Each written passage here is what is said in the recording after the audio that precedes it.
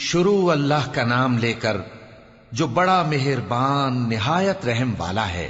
ایک طلب کرنے والے نے عذاب طلب کیا جو نازل ہو کر رہے گا، یعنی کافروں پر، اور کوئی اس کو ٹال نہ سکے گا۔ جو بلندیوں والے اللہ کی طرف سے نازل ہوگا، جس کی طرف روح القدس اور دوسرے فرشتے چڑھتے ہیں، اس روز نازل ہوگا جس کا طول 50,000 برس ہوگا۔ تو تم کافروں کی باتوں کو حوصلے کے ساتھ برداشت کرتے رہو۔ لوگ اس دن کو دور سمجھتے ہیں، جبکہ ہماری نظر میں وہ قریب ہے۔ جس دن آسمان ایسا ہو جائے گا جیسے پگھلا ہوا تانبا، اور پہاڑ ایسے جیسے رنگین اون، اور کوئی دوست کسی دوست کو نہ پوچھے گا، حالانکہ ایک دوسرے کو سامنے دیکھ رہے ہوں گے۔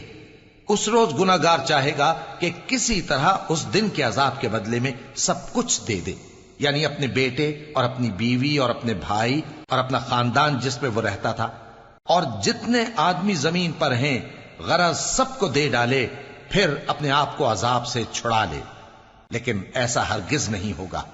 وہ بھڑکتی ہوئی آگ ہے، کھال ادھیڑ کر کلیجہ نکال لینے والی۔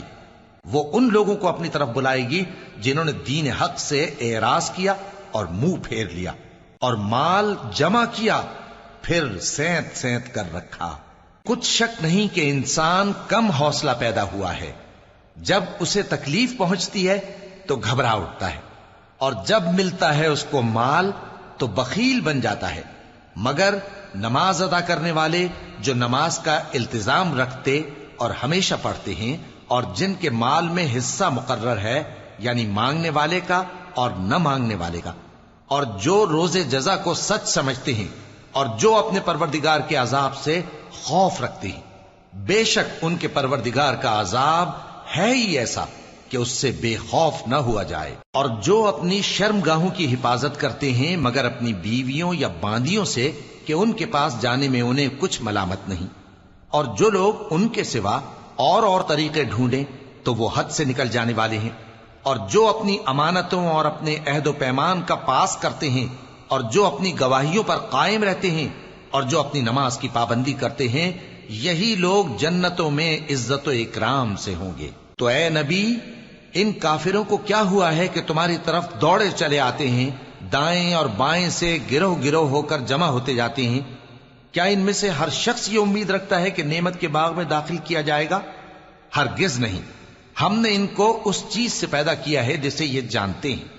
پس مشرقوں اور مغربوں کے مالک کی قسم کہ ہم طاقت رکھتے ہیں، یعنی اس بات پر کہ ان سے بہتر لوگ بدل لائیں، اور ہم عاجز نہیں ہیں۔ تو اے پیغمبر، ان کو باطل میں پڑے رہنے اور کھیل لینے دو، یہاں تک کہ جس دن کا ان سے وعدہ کیا جاتا ہے وہ ان کے سامنے آ موجود ہو۔ اس دن یہ قبروں سے نکل کر اس طرح دوڑیں گے جیسے کسی مقابلے کے نشان کی طرف دوڑے جا رہی ہوں۔ ان کی آنکھیں جھک رہی ہوں گی اور ذلت ان پر چھا رہی ہوگی۔ یہی وہ دن ہے جس کا ان سے وعدہ کیا جاتا تھا۔